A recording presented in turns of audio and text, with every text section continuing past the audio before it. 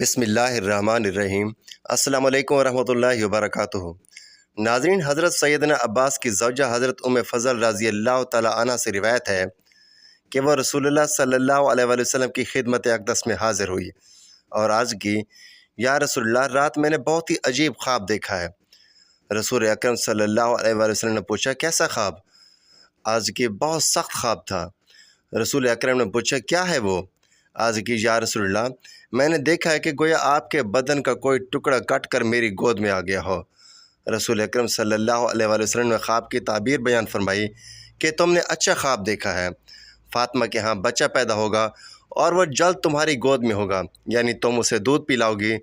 چنانچہ حضرت فاطمہ سلام اللہ علیہ کو تب حضرت حسین رضی اللہ تعالیٰ عنہ کی پیدائش ہوئی، جو کہ میری گود میں آئے، جیسا کہ رسول اکرم صلی اللہ علیہ وآلہ وسلم نے فرمایا تھا۔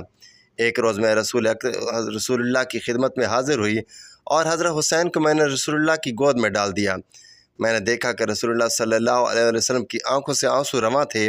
میں نے عرض کیا، اے اللہ کے نبی، میرے ماں باپ آپ پر قربان، آپ کو کیا ہوا؟ رسول اللہ نے فرمایا، میرے پاس جبرائیل آئے تھے، انہوں نے خبر دی ہے کہ میری امت میرے اس بیٹے کو شہید کر دے گی۔ میں نے عرض کی، کیا یہی بات ہے؟ رسول اللہ نے فرمایا، ہاں، اور وہ میرے پاس اس کے خون آلود سرخ مٹی کا کچھ حصہ بھی لائے ہیں۔ ناظرین گرامی، آپ کی تاریخ پیدائش میں مختلف اقوال ہیں۔ تاریخ ابن کثیر میں 3، 4 اور 5 شعبان 4 ہجری کا قول درج ہے۔ سیدہ خاتون جنت کی گود اب سبط رسول خوشبو نبوت سے مہکی تو رسول خدا صلی اللہ علیہ وآلہ وسلم تشریف لائے۔ نو مولود کو اپنے دست مبارک میں اٹھایا، گھٹی دی، لعاب دہن منہ میں ڈالا، خوبصورت نام حسین رکھا۔ رسول اللہ صلی اللہ علیہ وآلہ وسلم کا معمول تھا کہ جب بھی آپ نماز ادا کر لیتے تو آپ صحابہ کی طرف اپنا رخ کر لیتے، لیکن ایک دن جب حضور اکرم نے نماز فجر ادا فرمائی، رسول اللہ صلی اللہ علیہ وآلہ وسلم نے اپنا رخ صرف حضرت علی کی طرف کیا تو حضرت مولا علی بھی آپ کے اس مخصوص انداز کو سمجھتے ہوئے وہاں سے اٹھے اور مسجد سے باہر آ کر کھڑے ہو گئے۔ کچھ دیر گزرنے کے بعد رسول اللہ صلی اللہ علیہ وآلہ وسلم بھی مسجد سے باہر تشریف لائے۔ رسول اللہ نے حضرت علی کو ساتھ لیا اور اپنی بیٹی فاطمہ کے گھر کی طرف روانہ ہو گئے۔ یہ وہ وقت تھا جب حضرت امام حسین کی ولادت ہو چکی تھی۔ جیسے ہی آپ حضرت فاطمہ کے گھر تشریف لے گئے تو آپ نے حضرت علی کو فرمایا کہ آپ یہاں ہی ٹھہرو، آپ کسی کو بھی اندر مت آنے دینا۔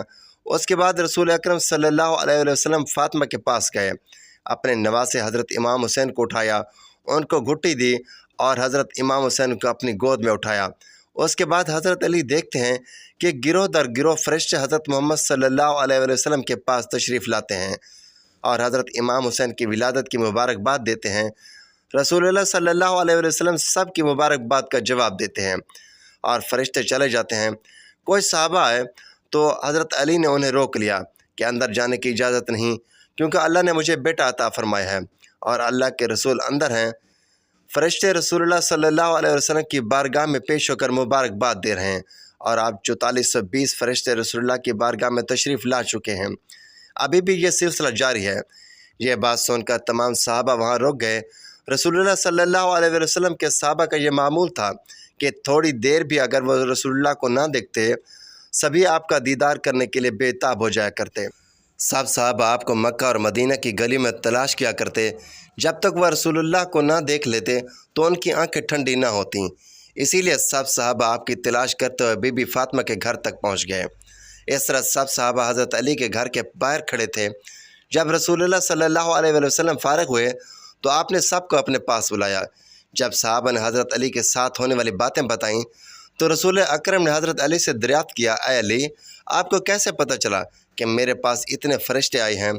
حضرت علی نے عرض کیا، یا رسول اللہ، آپ کی خدمت میں جو کوئی بھی فرشتہ گروہ در گروہ آتا تھا تو اپنی تعداد مجھے بتاتا تھا، اس سے میں نے سب گروہ کی تعداد کو جمع کیا۔ یہ بات سن کر رسول اکرم نے حضرت علی سے فرمایا، اے علی، آپ کو اللہ نے بے شمار عقل سے نوازا ہے۔ فرشتوں کا حضرت امام حسین کی ولادت پر آ کر آپ صلی اللہ علیہ وآلہ وسلم کو مبارکباد دینا اس بات کی دلیل ہے کہ حضرت امام حسین کوئی عام ہستی نہیں تھے، بلکہ خدا کی لاڈلی ہستی ہیں۔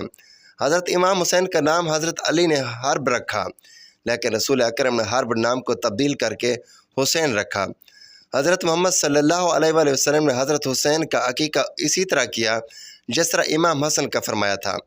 حضرت امام حسین نے اپنے نانا کی زندگی کے 5 سال پائے۔ اسی مدت میں حضرت حسین نے اپنے نانا حضرت محمد سے بہت کچھ سیکھا۔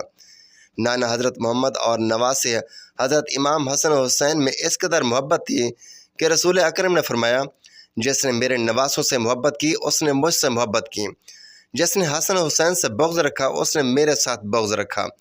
جب دونوں بھائی اکٹھے کھڑے ہوتے تو رسول اکرم صلی اللہ علیہ وآلہ وسلم کے مشابہ نظر آتے، کیونکہ حضرت امام حسن سر سے لے کر سینے تک حضور اکرم صلی اللہ علیہ وآلہ وسلم کے مشابہ تھے۔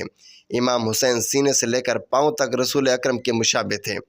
اسی طرح جب بھی دونوں بھائی اکٹھے ہوتے تو رسول اللہ صلی اللہ علیہ وآلہ وسلم کی مشابہت نظر آتے۔ حضرت امام حسن کا چہرہ مبارک رسول اکرم کے چہرہ مبارک سے ملتا تھا، اور حضرت امام حسین کا جسم مبارک سینے سے لے کر پاؤں تک حضور اکرم کے ساتھ ملتا تھا۔ اللہ تعالیٰ سے دعا ہے کہ اللہ تعالیٰ ہمیں اہل بیت سے بے پناہ محبت عطا فرمائے اور ہمارا خاتمہ ایمان پر فرمائے، آمین۔ ناظرین، ویڈیو اچھی لگی ہو تو ویڈیو کو لائک کریں، شیئر کریں، چینل کو سبسکرائب کریں تاکہ ہر آنے والی اس طرح کی معلوماتی ویڈیو سب سے پہلے آپ تک پہنچیں۔ تو ناظرین، اگلی ویڈیو تک کے لیے اجازت دیجیے۔ اللہ حافظ۔